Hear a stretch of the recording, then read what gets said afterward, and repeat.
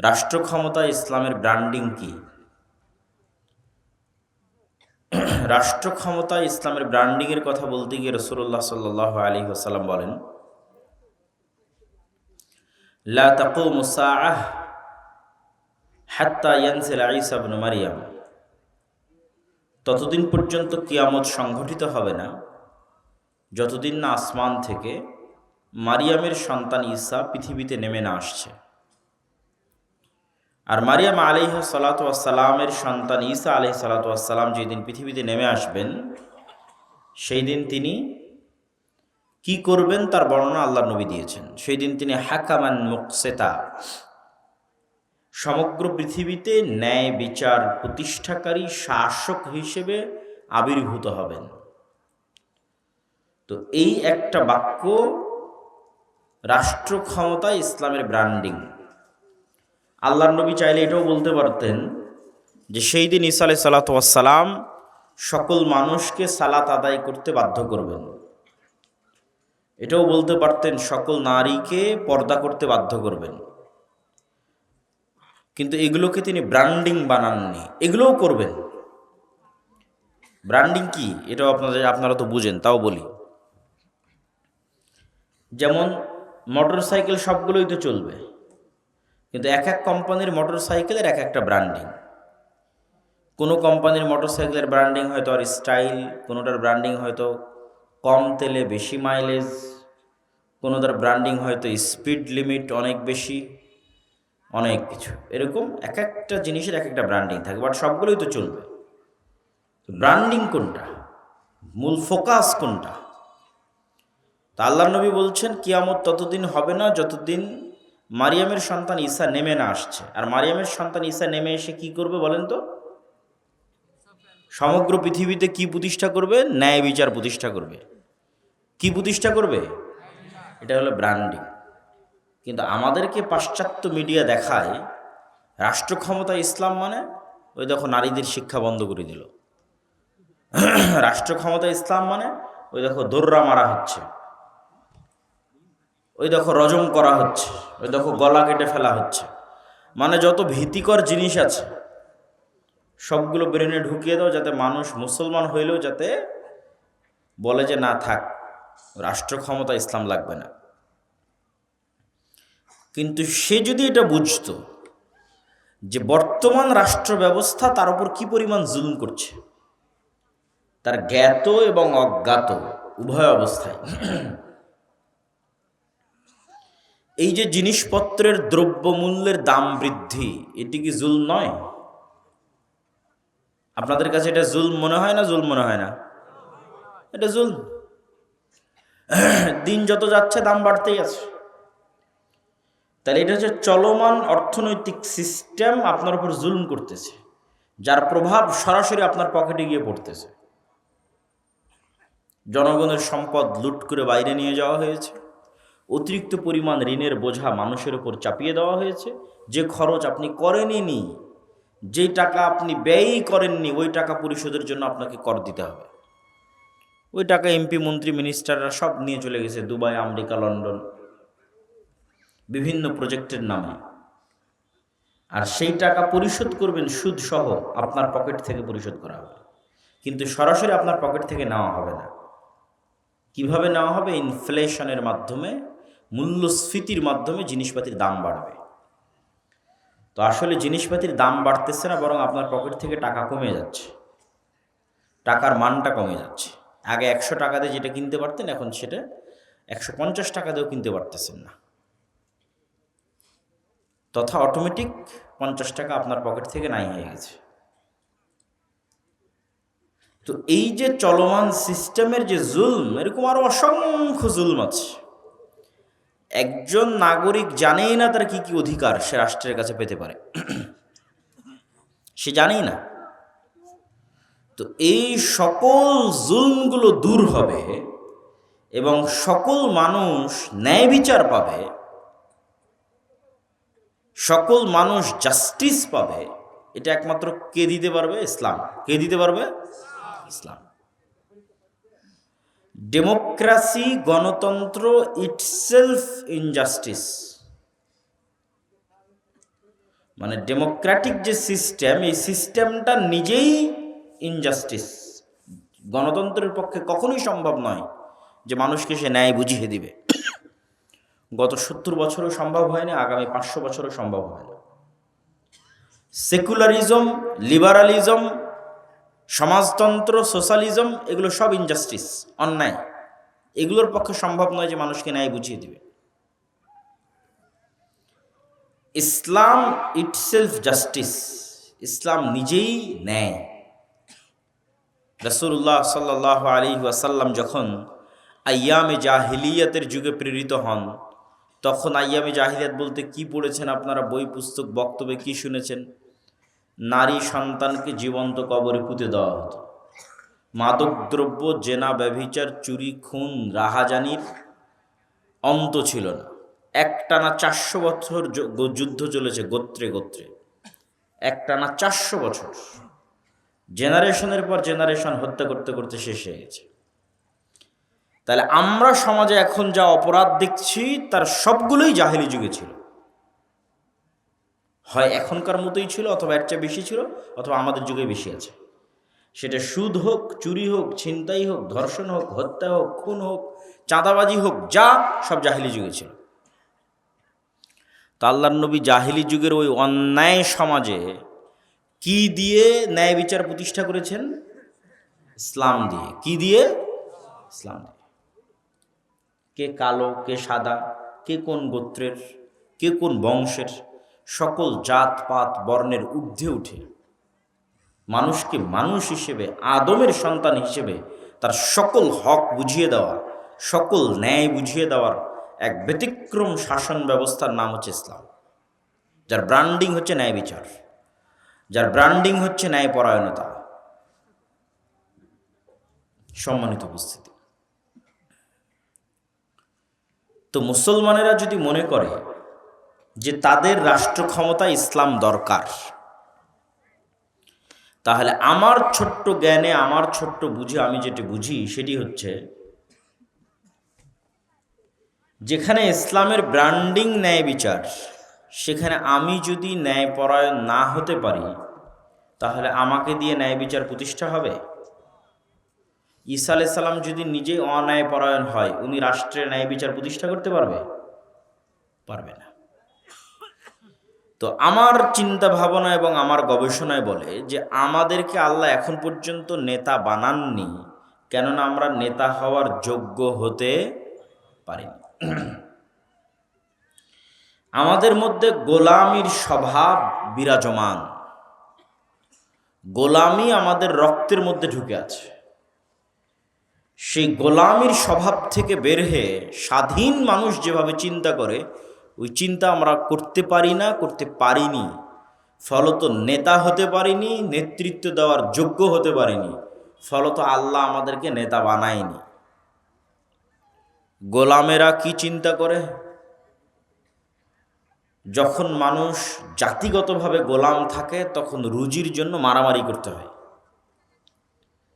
রুজির জন্য কাটাকাটি করতে হয়, না হলে তো না খেয়ে মারা যাবে। এটাই গোলামের স্বভাব। আর যারা আগের যুগের মনিব ছিল, তারা এটাতেই মজা পেত, যে ক্ষুধার্ত দুইটা মানুষের মধ্যে একটা রুটি ফেলে দিলাম, দুইটা মানুষ কিভাবে রুটি নিয়ে কাড়াকাড়ি করতেছে, এই দৃশ্য দেখে মজা। কেননা ওই দুইজন গোলাম, তারা খাদ্যের জন্য মারামারি করতেছে। তো যেহেতু 190 বছর আমরা ব্রিটিশদের গোলাম ছিলাম, মানে আমার রক্তের মধ্যে ঢুকে গেছে টাকার জন্য, খাবারের জন্য, রিজিকের জন্য, রুটির জন্য মারামারি না করলে পাওয়া যাবে না। মারামারি মানে সরাসরি মারামারি, বিষয়টা আমি এটা বুঝাচ্ছি না। মিথ্যা বলে হোক, জোর করে হোক, হুমকি দিয়ে হোক, ধোকা দিয়ে হোক, ইন এনি ওয়ে আমার টাকা লাগবে, সম্পদ লাগবে, রুজি লাগবে, রিজিক লাগবে। তো গোলামেরা ছুটছে। এবং এইটা যে আমাদের নেচার, স্বভাব, তার সবচেয়ে বড় প্রমাণ কি জানেন? গত 16 বছর যে জগদ্দল পাথর ছিল, ফ্যাসিজম, সেই জগদ্দল পাথর সরে যাওয়ার পর চাঁদাবাজি, খুন, রাহাজানি, ছিনতাই বন্ধ হয়েছে? বন্ধ হয়নি। কেন বন্ধ হয়নি? আমাদের স্বভাবের মধ্যে গোলামি আছে, ওইটা আমার রক্তের মধ্যে ঢুকে আছে। কেমনে বন্ধ হবে? আর এক দল করেছে, এখন আর এক দল করবে। মানুষই তো সুযোগ দিচ্ছে, মানুষের নেচারই তো ওইটার উপর গড়ে উঠেছে, রাজনৈতিক দলগুলোর স্বভাবই তো ওইটার উপর গড়ে উঠেছে। সম্মানিত উপস্থিতি, তাহলে কি বলছিলাম, যে ইসলামের ব্র্যান্ডিং যখন ন্যায় বিচার, আর আমি ন্যায়পরায়ণ নই, তো আমাকে দিয়ে আল্লাহ ন্যায় বিচারের দায়িত্ব দিবেন? আল্লাহ কথা বলেন না যে দিবেন না। এখন মুসলমানেরা তাদের ব্যক্তিগত, সামাজিক, পারিবারিক সকল জীবনে বিশ্লেষণ করে দেখতে পারে যে কি পরিমাণ ন্যায়পরায়ণতার ঘাটতি আমাদের সমাজে আমরা বহন করি।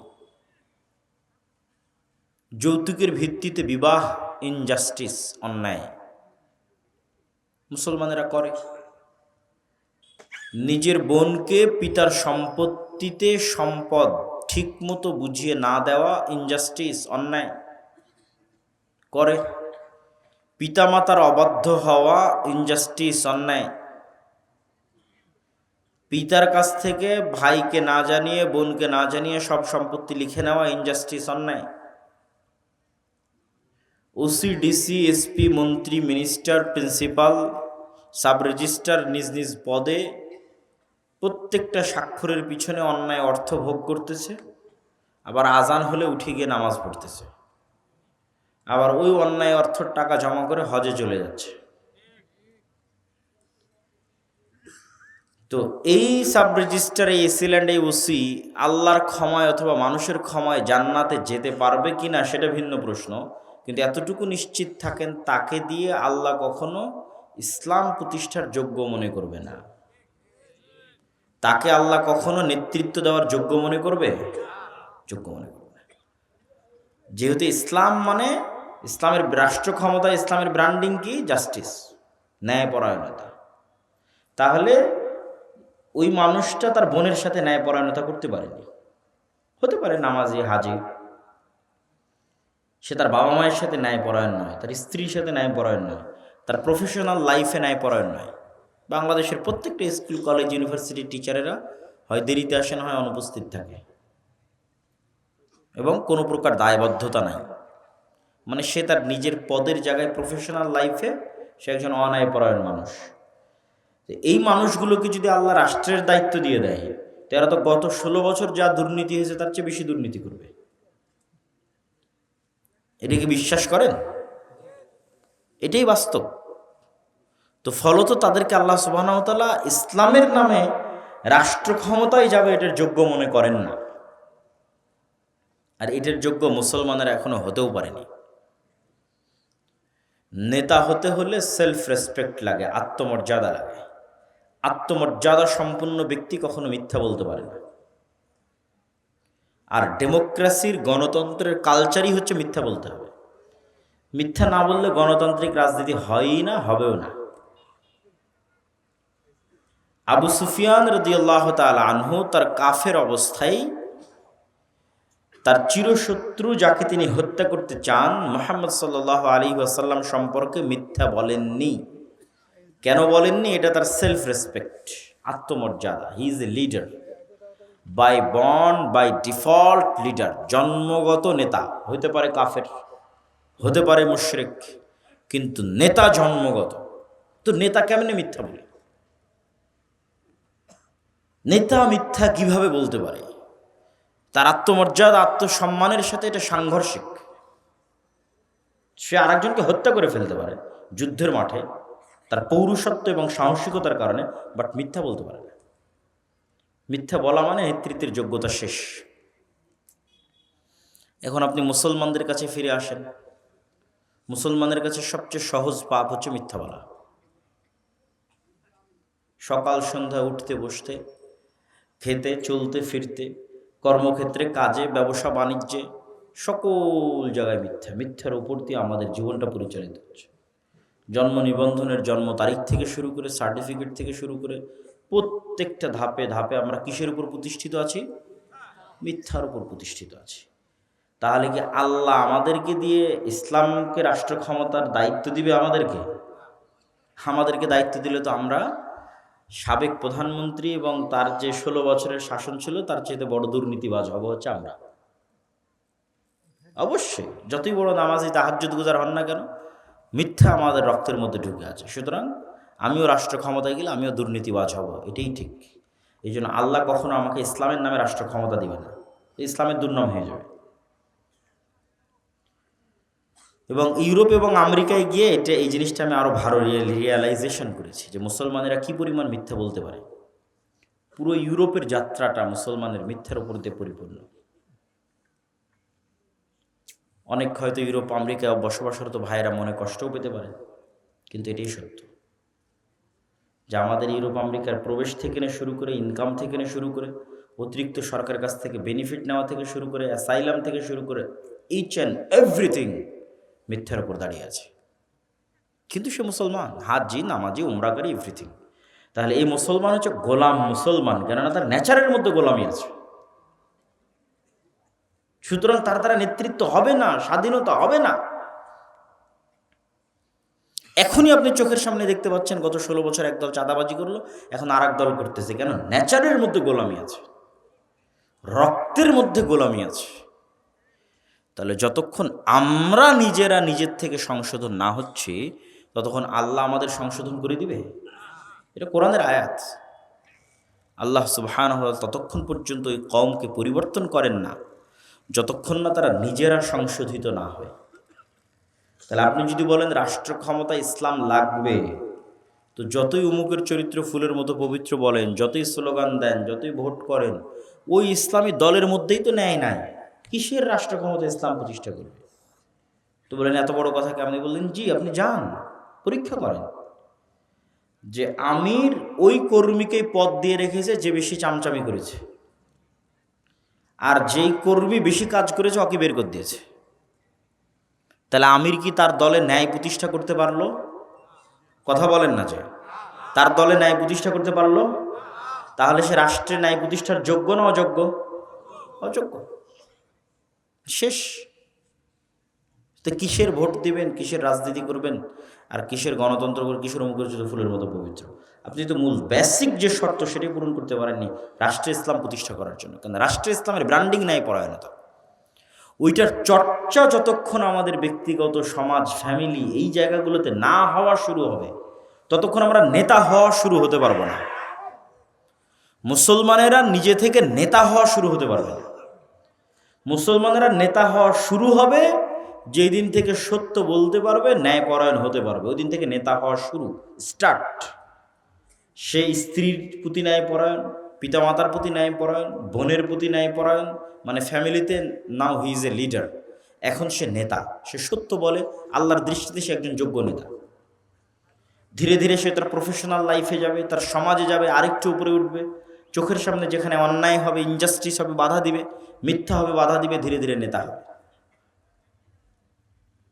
যখন একবার সে নেতৃত্বের যোগ্যতার পরীক্ষায় আল্লাহ সুবহানাহু ওয়া তাআলার কাছে পাশ হয়ে যাবে, তখন আল্লাহ সুবহানাহু ওয়া তাআলা কীভাবে তাকে রাষ্ট্রের নেতৃত্বের দরজা খুলে দিবেন, রাষ্ট্রের নেতৃত্বের দরজা তার জন্য উন্মুক্ত করে দিবেন, ও নিজেও বুঝতে পারবে না।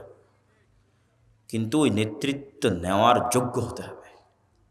আর ওই যোগ্যতার মূল যাত্রাটা শুরু হবে সত্য বলা, ন্যায়পরায়ণ হওয়া, যার পৃথিবীর সকল নবীর বৈশিষ্ট্য।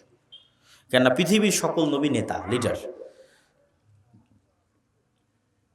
ইব্রাহিম আলাইহিস সালাতু ওয়াস সালাম, মুসা আলাইহিস সালাতু ওয়াস সালাম, মুহাম্মদ সাল্লাল্লাহু আলাইহি ওয়াসাল্লাম সবাই লিডার, ইউসুফ আলাইহিস সালাতু ওয়াস সালাম সবাই লিডার, দাউদ, সুলাইমান। রাষ্ট্রের ক্ষমতা পান অথবা না পান, কিন্তু লিডার। নেতৃত্ব দেওয়ার যোগ্যতা আছে। নেতৃত্ব দেওয়ার যোগ্যতার জন্য সত্যবাদিতা, ন্যায়পরায়ণতা, আমানতদারিতা লাগবেই। সেটা শিক্ষা প্রতিষ্ঠান হোক, মসজিদ হোক, মাদ্রাসা হোক, ইসলামী দল হোক, সংগঠন হোক, আপনি যে পেশায় আছেন সেই পেশা হোক, ডাক্তারি হোক, ইঞ্জিনিয়ারিং হোক, এসিল্যান্ড হোক, সাব রেজিস্ট্রার হোক, টিচার হোক, স্টুডেন্ট হোক, স্বামী হন, পিতা হন, ন্যায়পরায়ণতা লাগবে। পিতা হিসেবে আপনি আপনার সন্তানকে কতটুকু আদর করবেন, একজনকে বেশি চুমা দেবেন, আরেকজনকে কম চুমা দিবেন, এটাও ন্যায়পরায়ণতা। রাসূল সাল্লাল্লাহু আলাইহি ওয়াসাল্লাম বলেছেন। একের অধিক স্ত্রী থাকবে, উভয় সকলের প্রতি ন্যায়পরায়ণ কিনা, এটাই আপনার ভাগ্য নির্ধারণ করবে কিয়ামতের মাঠে। এই জন্য রাসূলুল্লাহ সাল্লাল্লাহু আলাইহি ওয়াসাল্লাম বলেন, সাবআতু ইউযিল্লুহুমুল্লাহ ইয়াওমা লা দিল্লা ইল্লা দিল্লুহ। সাত শ্রেণীর মানুষকে আল্লাহ সুবহানাহু ওয়া তাআলা বিশেষ ছায়া দিবেন কিয়ামতের মাঠে। তাদের মধ্যে এক নাম্বার, সর্বপ্রথম যাদেরকে স্থান দেওয়া আছে সেটা হচ্ছে ইমামুন আদিল, ন্যায়পরায়ণ, দায়িত্বশীল। মানে আর যত নফল ইবাদত আছে সবগুলোকে ছাড়িয়ে গেছে। নফল ইবাদতের মধ্যে তাহাজ্জুদ গুজার আছে, নফল ইবাদতের মধ্যে নফল সিয়াম পালনকারী আছে, নফল ইবাদতের মধ্যে দানবীর আছে, সেগুলোর কথা সিরিয়ালে আসবে। কিন্তু সবকে ছাড়িয়ে গেছে যে ন্যায়পরায়ণ। এটা সবচেয়ে কঠিন, এটা সবচেয়ে কঠিন যে মানুষ ন্যায়পরায়ণ হবে তার সমাজে, তার পরিবারে, তার ফ্যামিলিতে, তার প্রফেশনাল লাইফে। এটা সবচেয়ে কঠিন। তো ন্যায়পরায়ণ, দায়িত্বশীল এক নম্বরে চলে গেছে। আর এটা কেন আল্লাহ এটা আরো ভালোবাসেন? আল্লাহ এটা এই জন্য আরো ভালোবাসেন যে আল্লাহ নিজে ন্যায়পরায়ণ। আল্লাহ সুবহানাহু ওয়া তাআলা কি বান্দার উপর জুলুম করে? আল্লাহ সুবহানাহু ওয়া তাআলা শুধু বান্দার উপর জুলুম করে না এটা নয়, কোনো বান্দা যদি জুলমের শিকার হয় সেই জুলম তিনি বুঝিয়ে দিবেন, পাল্টা সমাধান করে দিবেন, এটাই তার ওয়াদা। সেটা শুধু মানুষে নয়, পশুদেও যদি জুলম করে থাকে এটাও কিয়ামতের মাঠে জিরো করা হবে, মিটিয়ে দেওয়া হবে।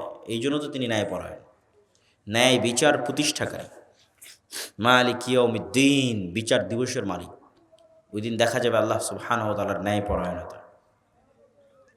এই জন্য আল্লাহ এটা পছন্দ করেন।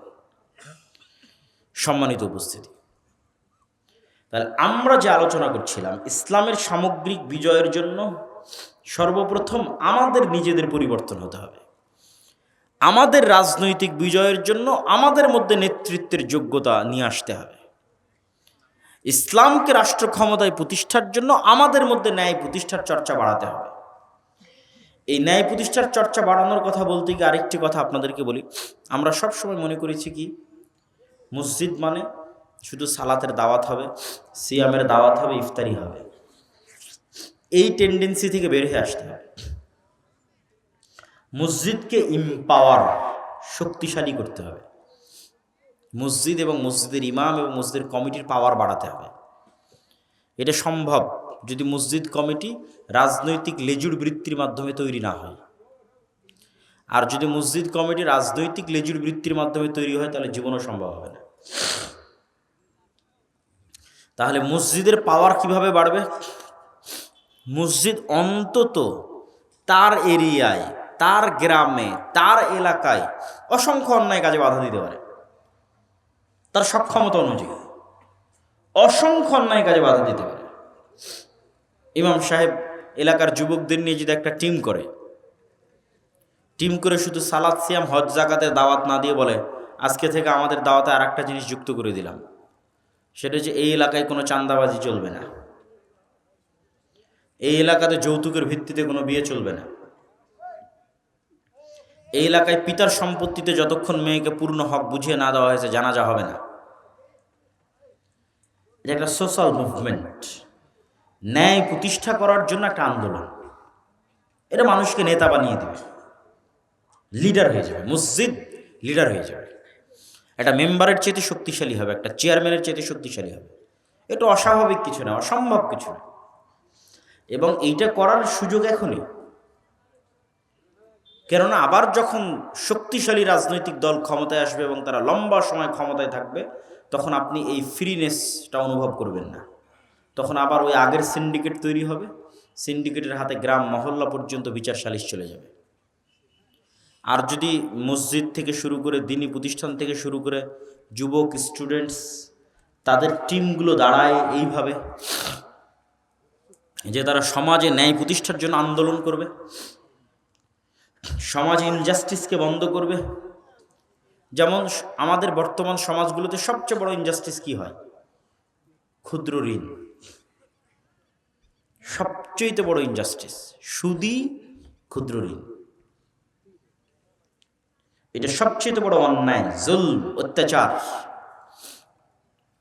সুদ মানুষের পায়ে গোলামির জিঞ্জির বেঁধে দেয়। এবং শুধু মুসলমান নয়, হিন্দু, বৌদ্ধ, ইহুদি খ্রিস্টান সকলের পায়ে গোলামির জিঞ্জির বেঁধে দেয় হচ্ছে সুদ।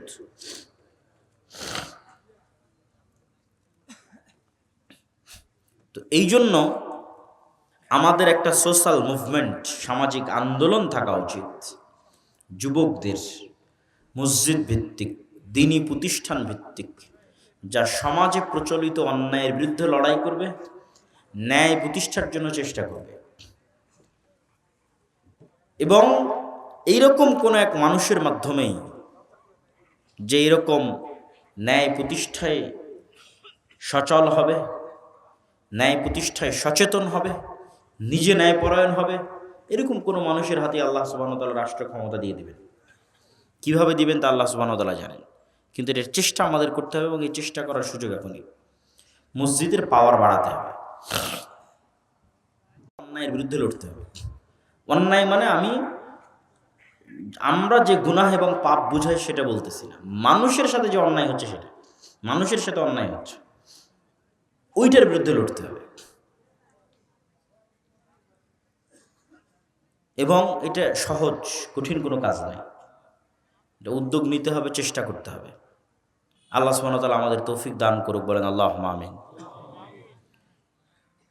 সম্মানিত উপস্থিতি,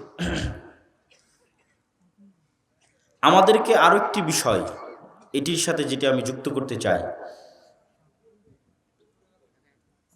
সেটি হচ্ছে শক্তিশালী প্রতিষ্ঠান। শক্তিশালী প্রতিষ্ঠান নাই মুসলমানদের, সমগ্র পৃথিবীব্যাপী নাই, আবার দেশভিত্তিকও নাই। এই জায়গায় ইহুদিরা সবচেয়ে বেশি এগিয়ে গেছে। তারা শক্তিশালী মিডিয়া তৈরি করে ফেলেছে, শক্তিশালী অর্থনৈতিক প্রতিষ্ঠান তৈরি করে ফেলেছে। ফলত তারা চাইলেও পৃথিবী তাদের কাছে জিম্মি, তারা না চাইলেও পৃথিবী তাদের কাছে জিম্মি। তো আপনি দেখবেন যে 5ই আগস্টে হাজার হাজার লক্ষ লক্ষ ভোটার পঙ্গপালের মতো আছে, রাস্তায় আছে, কিন্তু যখন রাষ্ট্রের সরকার গঠন হলো, তখন কাদের সরকার হলো? দেশে যাদের শক্তিশালী প্রতিষ্ঠান ছিল। যেমন বাংলাদেশের সবচেয়ে শক্তিশালী একটা প্রতিষ্ঠান হচ্ছে আর্মি, তাহলে আর্মির সরকার হলো। বাংলাদেশের সবচেয়ে শক্তিশালী একটা প্রতিষ্ঠান হচ্ছে ব্র্যাক, বছরে 12,000 কোটি টাকার লেনদেন হয়। সারা বাংলাদেশের সব মসজিদ মাদ্রাসা মিলে অত টাকার লেনদেন হবে না, তাহলে সে একটা অনেক শক্তিশালী প্রতিষ্ঠান, তার সরকার হলো। গ্রামীণ ব্যাংক একটা শক্তিশালী প্রতিষ্ঠান, তার সরকার হলো। তারপরে প্রথম আলো, ডেইলি স্টার শক্তিশালী প্রতিষ্ঠান, তাদের সরকার হলো। যখনই মূল সরকার সরে যায়, তখন ওই দেশে যাদের শক্তিশালী প্রতিষ্ঠান থাকে তারা অটোমেটিক ক্ষমতায় চলে যায়। আর আপনার যদি এরকম পঙ্গপালের মতো কোটি কোটি ভোটার থাকে, তবুও কোনো দাম নাই। ভোট দেওয়াটা তো মূলত, বা ভোট চাওয়াটা তো মূলত গণতান্ত্রিক দেশে বসবাসরত মানুষের মনকে বুঝ দেওয়া, মানে আপনাকে বুঝ দেওয়া যে হ্যাঁ তুমি দেশের শাসক আছো, বাহ এই দেশ তুমি চালাচ্ছ, কিন্তু আসলে বাস্তবে আপনি কিছু না। যদি বাস্তবে আপনি কিছু হতেন, তাহলে অন্তত বড় বড় সিদ্ধান্ত নেওয়ার আগে সরকারেরা বলতো ঠিক আছে গণভোটের আয়োজন করা হোক, দেখি জনগণের পক্ষে আছে না নাই। কিন্তু গণভোটের আয়োজন করা হয় না। তাহলে আপনি কি শুধু আপনার ভোটকে ব্যবহার করে একজন ক্ষমতায় গেল, 5 বছর আপনার হাতের কিছু নাই। সে আপনার মন মতো করলেও সে আপনার নির্বাচিত প্রতিনিধি, আপনার মন মতো না করলেও সে আপনার নির্বাচিত প্রতিনিধি। তো এর চাইতে বড় জুলমের সিস্টেম পৃথিবীতে আর নাই, এবং এর চেয়ে বড় ধোকার সিস্টেম পৃথিবীতে নাই। এইটা যত বড় ধোকার সিস্টেম, যত সহজে মানুষকে এখানে ধোকা দেওয়া যায়। তো এরকম পঙ্গপালের মতো ভোটার থেকে তো লাভ নাই। এবং আরও অনেক আলোচনা আছে এই বিষয়ে, স্টাডি করলে আরও অনেক পয়েন্ট তুলে ধরা যাবে। এবং ডেমোক্রেসি, গণতন্ত্র, সোশ্যালিজম সমাজতন্ত্র, সেকুলারিজম ধর্মনিরপেক্ষ মতবাদ, লিবারালিজম ব্যক্তি স্বাধীনতা, এই যে মতবাদগুলো আছে পৃথিবীতে, ন্যাশনালিজম জাতীয়তাবাদ, এগুলো কি আল্লাহর লেখা কোরআন না ওহী? এগুলো কি কোরআন না ওহী? কিছুই না। তো যদি কোরআনও না হয়, ওহীও না হয়, তো গণতন্ত্রের এই যে গড বানিয়ে রাখা হয়েছে, এইটার দিকে আঙ্গুল তোলা যাবে না?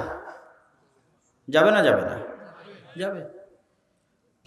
এটা কারো মতের পক্ষে যেতে পারে, কারো মতের পক্ষে নাও যেতে পারে, কিন্তু আঙ্গুল তোলা যাবে না, এটা তো অসম্ভব। এটা তো কোরআনও নয়, ওহীও নয়। সুতরাং ডেমোক্রেসি নিজেই ইটসেলফ যে একটা ইনজাস্টিস, এটা মানুষ আঙ্গুল উঠাইতে পারে, উঠাইতেই পারে। এটা নিয়ে গবেষণা স্টাডি হতেই পারে। সম্মানিত উপস্থিতি, মুসলমানেরা যতদিন মনে করবে যে তারা দুধের স্বাদ ঘোলেই মেটাবে, ততদিন এই ঝুলন্ত মূলার পিছনে ছুটতেই থাকবে। যেমন ইসলামিক ব্যাংকিংয়ের নামে দুধের স্বাদ ঘোলে মেটানো হচ্ছে, আর নিজের মনকে বুঝ দেওয়া হচ্ছে হ্যাঁ আমি ইসলামী অর্থনীতির সাথে সম্পৃক্ত আছি। ঠিক যতদিন মুসলমানেরা মনে করবে হ্যাঁ গণতন্ত্রের মাধ্যমে আমরা ইসলাম প্রতিষ্ঠা করে ফেলবো, তো এই ঝুলন্ত মূলার পেছনে ছুটতেই থাকবে আর দুধের স্বাদ ঘোলে মেটাতেই থাকবে। আর যেই দিন মনে করবে এখানে ফুল স্টপ দিয়ে দিলাম,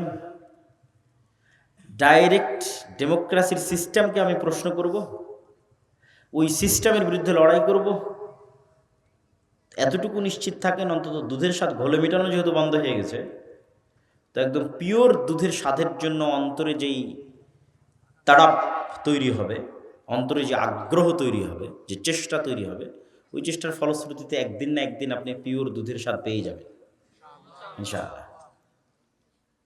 কিন্তু ওইটার জন্য ঈমান মজবুত হতে হবে, নিয়ত ঠিক থাকতে হবে, আর ওই যে যোগ্য হতে হবে, আল্লাহর দৃষ্টিতে নেতা হওয়ার যোগ্য হতে হবে। আল্লাহর দৃষ্টিতে তো আমরা নেতা হওয়ার যোগ্য হতে পারছি না। এবং এটি কোরআন এবং হাদিস দ্বারা প্রমাণিত। রাসূলুল্লাহ সাল্লাল্লাহু আলাইহি সাল্লাম বলেন, 3টে বা 4টে গুণ যদি কারো মধ্যে থাকে, সে স্পষ্ট নির্ভেজাল খাঁটি মুনাফিক। কথা বললে মিথ্যা বলে, আমানতের খেয়ানত করে। তো আমানতের খেয়ানত কি? যাকে যে দায়িত্ব দেওয়া হয়েছে ওই দায়িত্ব অমান্য করাটাই আমানতের খেয়ানত। কোরআনে আল্লাহ বলেছেন, আল্লাহ তোমাদের আদেশ দিয়েছে আন তুআদ্দুল আমানাত ইলা আহলিহা, যাকে যে দায়িত্ব দেওয়া হয়েছে ওই দায়িত্ব যেন ঠিক মতো পালন করে, এটাই ন্যায়পরায়ণতা। তাহলে আমরা সবাই মুনাফিক মুসলিম হিসেবে লাইফ লিড করতেছি, জীবন চালাচ্ছি। যতই হাজি হই, উমরাকারী হই, নামাজি হই, আসলে আল্লাহর নবীর এই হাদিস অনুযায়ী আমরা মুনাফিক। কেন? হয় মিথ্যার উপর আছি, আর না হয় দায়িত্বের সাথে খেয়ানত করতেছি। যখনই মুনাফিকের দরজাটা বন্ধ হয়ে যাবে এবং আমি বাস্তব জীবনে সত্যবাদী, বাস্তব জীবনে ন্যায়পরায়ণ, তখন যে নামাজ, তখন যে সালাত, তখন যে সিয়াম, তখন যে হজ, তখন যে কোরআনের তেলাওয়াত, এর পাওয়ার ভিন্ন রকম, এর শক্তি ভিন্ন রকম। ওইটা তখন অটোমেটিক ক্ষমতার কেন্দ্রবিন্দু থেকে আঘাত করবে এবং ক্ষমতার কেন্দ্র কাঁপবে। যেমন আল্লামা ইকবাল বলেছেন, এই যুগের মুসলমানদের একজন ইব্রাহিম দরকার। इब्राहिम की ज़रूरत है, इस दौर के इब्राहिम की ज़रूरत है। এই যুগের ইব্রাহিমের প্রয়োজন, যারা আল্লাহর প্রতি আস্থা, অগাধ বিশ্বাস এত মজবুত হবে, ব্যক্তিগত সমাজে পরিবারে ন্যায়পরায়ণ এবং সত্যবাদী হবে, আল্লাহর বিধানের জন্য যে কোনো পরীক্ষা দিতে প্রস্তুত থাকবে, ক্ষমতার কেন্দ্রবিন্দুতে আঘাত করবে, এরকম একজন ইব্রাহিমের দরকার। সম্মানিত উপস্থিতি, আমি আমার বক্তব্য দীর্ঘায়িত করতে চাই না, আমি আমার বক্তব্য শেষ করে দিচ্ছি। আপনারা অবশ্যই মাসিক আল ইতিসাম যে প্রতি মাসে প্রকাশিত হয় সেটির সাথে সম্পৃক্ত থাকবেন। দাওয়া ইলাল্লাহর অধীনে যে মক্তবগুলো পরিচালিত হয় সেগুলোর সাথে সম্পৃক্ত থাকবেন এবং আমাদের আরও যত কার্যক্রমগুলো আছে সেই কার্যক্রমগুলোর সাথে সম্পৃক্ত থাকবেন। আল্লাহ সুবহানাহু ওয়া তাআলা আমাদের কবুল করুক। আল্লাহুম্মা আমিন। আসসালামু আলাইকুম ওয়া রাহমাতুল্লাহি ওয়া বারাকাতুহু।